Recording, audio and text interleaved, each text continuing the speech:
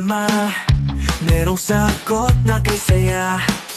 Sa simpleng bagay may diskarte, laging handa pag-thinking everything. Kahit anong hamon, hindi uurong, maski style, tuloy-tuloy lang to. Dito sa vlog, sama ka na, abot ang pangarap basta pwede ka. Maski TV, tara na, makiray, pag-thinking everything, walang imposible. Sa channel, ikaw ay inspired, kaya natin to. Ayan, magandang araw guys. Pero tayo ditong pasyente, isang kayuran na nyog na ang motor niya ay motor ng dryer. So matigas siya guys, stack up yung kanyang bushing. So babaklasin natin para ma-overall natin. Standby guys.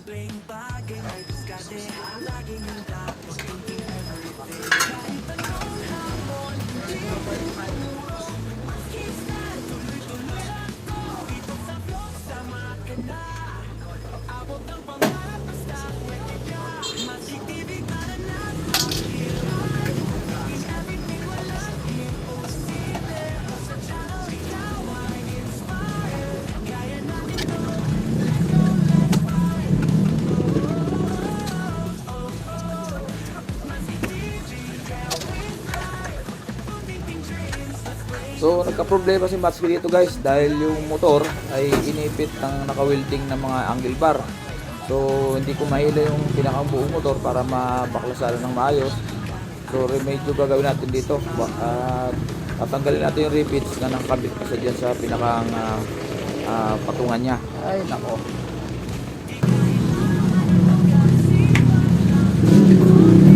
Ano ba kasi? So, saan? Ha? Saan? Wala kasi magbiyak yan. Ito naman, di maikot yan. Patras? Yun nga, patras pinapapas mo. Hindi manalabas yan. Kinulong pala ito ng frame eh. Kinulong. Tagalin, ngayon lang pinapas eh. Dalawang taon na yung megit eh. So ito na guys, at gamit tayo ng concrete nail. At pupupukin natin yung pinakang kanya rivets para matanggal. 4 na rivets yan guys. So medyo nahirapan din tayo dito dahil ipit.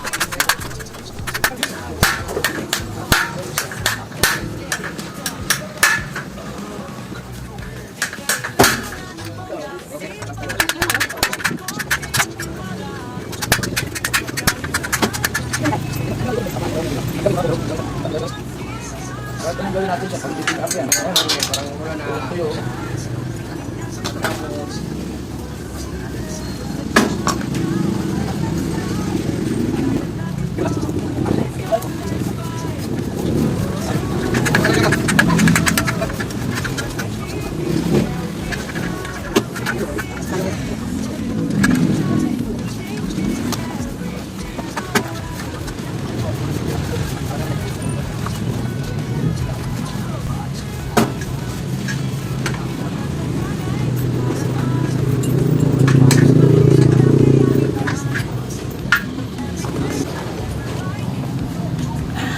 Grabe, higpit oh. Ayan. Ayan, gumagalaw na kanina, ayaw. Pero kailangan mabaklas ng shafting para malangisan yung air pump. Okay. Kaya lang muna natin. Ganit.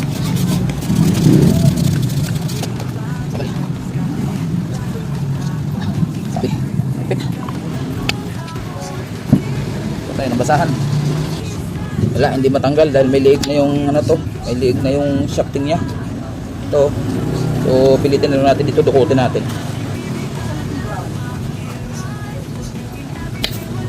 Isa, umiikot na. Tapos na yan.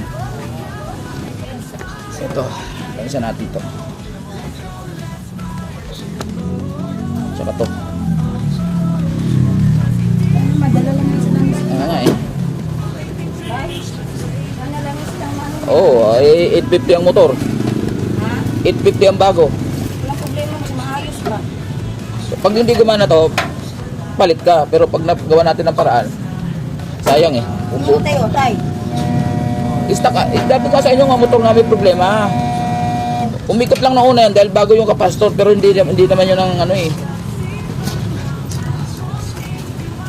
Hindi lang talagang capacitor ang problema, no? Bumili lang kayo ng kapastor, hindi naman yung kapastor problema. Ang mahal pa ng capacitor. Oo, original yung kapastor, mahal talaga yun. Hindi pa nakalpak. Ilan?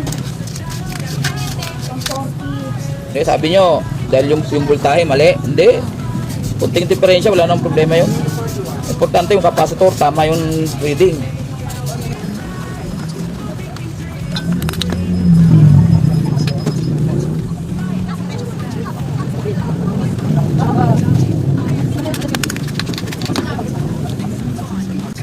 Kaya ng screw. So guys, dito naman sa part na to ay assemble natin ng inuna natin kinabit yung takip sa harap. Hindi pwedeng i-assemble ng buo bago ikakabit dahil nga ang ginawa ng conversion nito ay kinulong yung motor bago linagay yung mga bracket. So siyempre hindi natin mailalabas. So obligado kinalas natin yan. So ayan, higpitan lang natin. At sinukat ko na pala yung motor niya, yung resistance niya, okay naman siya, gagana siya. Nag-stack up lang talaga. Gusto ko talaga matutunan ko dahil. Kunti lang dyan. Ay, hindi naman yata. Kailangan marami ito. Bata na mo. Ay, mapangin pa mo. Ayan, alwa na. Kanina hindi mapihit eh. So testingin muna natin doon sa labas. Testingin muna natin habang andito pa sa labas.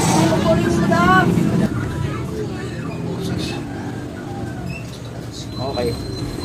Saksak muna natin. Tingnan natin kung aandar. Yan na, tay? Tingnan muna. Yun. Andar, diba? Ayan guys, umandar na. Sandal. Ito na. Umandar na siya. Okay. Yan, nasana yan din, tay. Okay. Motor ang problema niyan. Yung... Iba naman ito, motor ng washing to, kaya kaya kong gawin eh. So ayan guys, ano na natin, kabit lang natin yung toggle switch.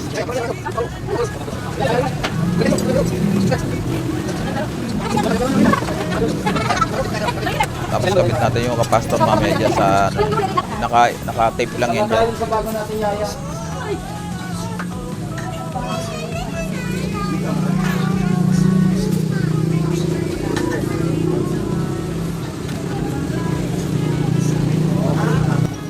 So, babalik na natin itong mga tinanggal natin, yung pinakang gana, stainless. Ganyan naman lagi ang yan naman lagi ginagamit nila dyan sa kayuran, stainless na panggana. So, 3 tornilyo yan, babalik lang natin. At pati yung pinakang talim niya, pinakang pangkayod ng nyug. So, standby lang guys, at daging pa rin tayo. Mahingi kasi sa talibapa.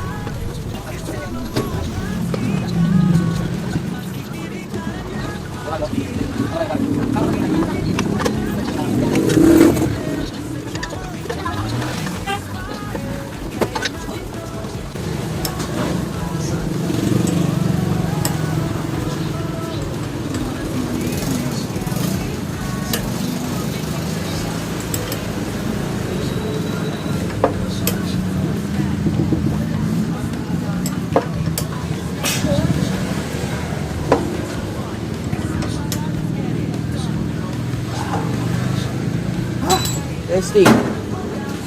Testing uli.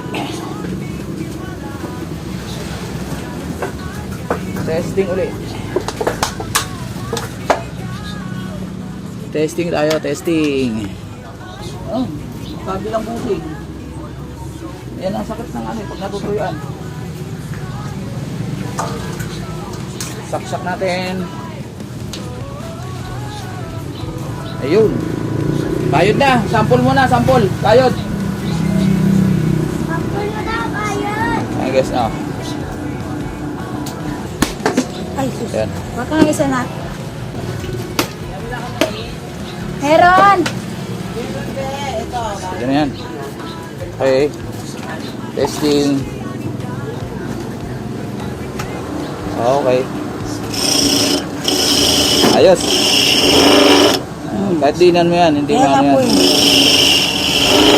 Kasi pag dinidiyan Titigil, na wala namin na. minsan, titigil eh. Okay. Okay. So ano masasabi mo ma'am? Ano masasabi mo? Good. Good daw sabi ni ma'am. Kaso ito, Good job. ibang motor nito guys. Ano to eh? Yan o. Hindi ko kayang gawin yan kasi iba ang motor niyan. Industrial motor yan. Ang sabi po dun Ito sa kasi iba, sa washing kasi yan eh. pa-rewind daw. 500 dyan. 500 pwede na yan. Kasi yung mga rivets niya, yan, nagtatalsikan kanya, tinanggal ko. Hindi mo na may babalik yan.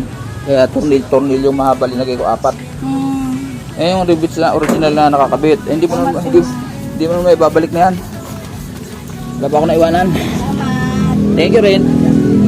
Kami na lang po magbalik. Sige, salamat. Salamat po sa Tapos tayo guys. Quick service. Dito lang yan sa Palibapa. Ayun, palabas. Ito pupunta sa amin. Okay guys. Matapos tayo na isang mayuran ng nyug. Na ang motor niya ay sa pang dryer. So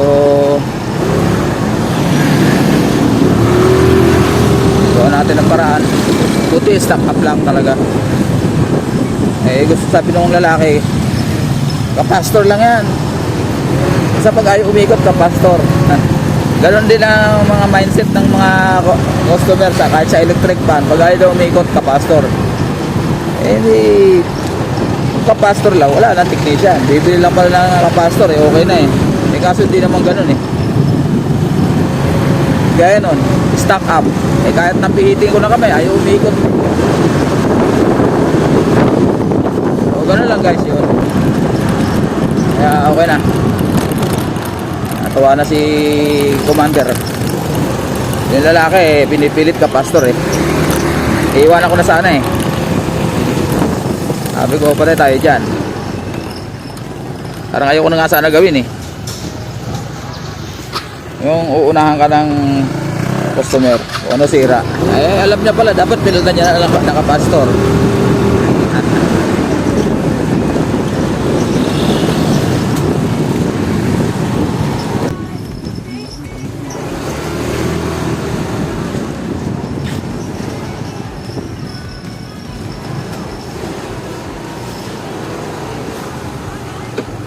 Ayun, maraming salamat guys sa pagsama nyo sa akin sa pag-repair natin ng kayuran ng nyug.